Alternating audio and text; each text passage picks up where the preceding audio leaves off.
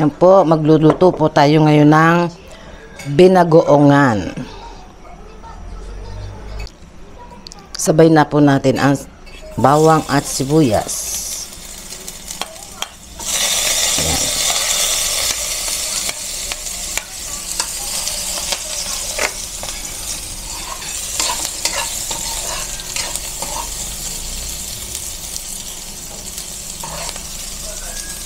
Sunod po natin yung ating kamatis sa ating pork binagoongan.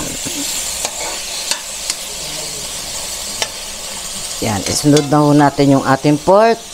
Yung ating pork ay part 2 ng kasim na cubes ko lang. Yan. Hintayin po natin maging medyo light brown yung ating pork.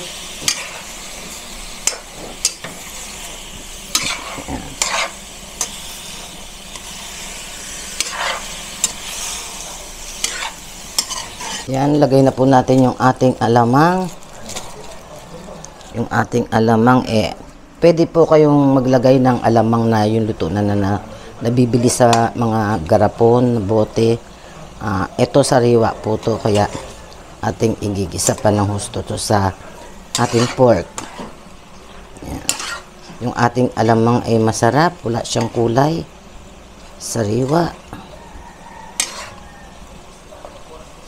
Yan. Yan guys, lagyan na natin siya ng tubig. Pwede din kayong gumamit ng mga broth, yung halimbawa pork broth. Since wala ako ng ganun, naubos na. So tubig na lang po. Yan. Yan, hintayin po natin lumambot ng mga 45 minutes. Yan. Ayan po, luto na po yung ating binagoongan na pork.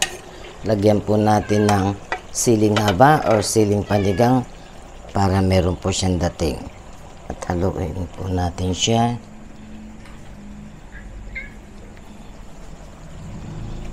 Haluin na po natin siya. Ayan. Okay na po yan. Ayan. Hello po, magandang araw. Ito na po ngayon ang niluto nating binagoongang baboy. Tapos po, nagprito ako ng eggplant, ng talong. Yung iba, pag nagluluto ng ganito, pag malapit ng hanguin, sinasabay nila sa pagluto yung talong. Pero ako po, separate ko pong pinirito.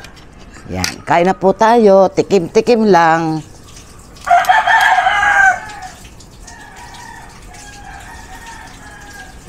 Yan.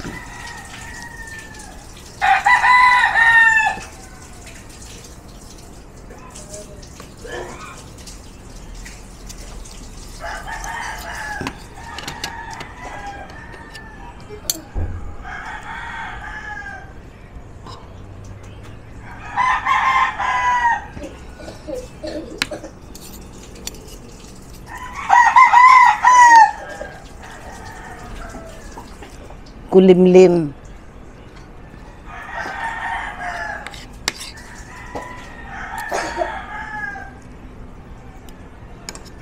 Kulimlim po na ulan dito sa lugar namin. May bagyo yata. Akala ko tapos na ang tag-ulan. Kaya po.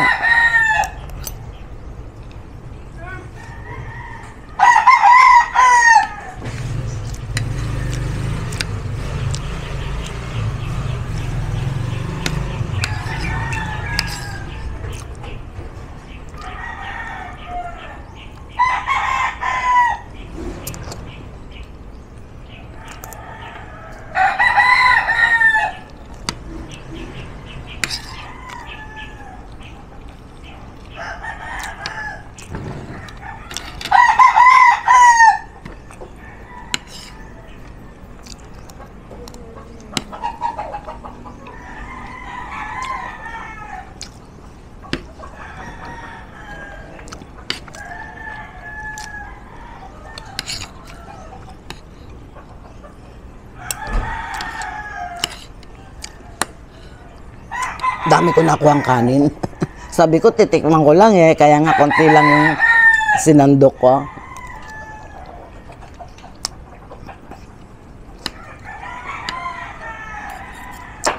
Siyempre, mamaya ako kakain ng marami.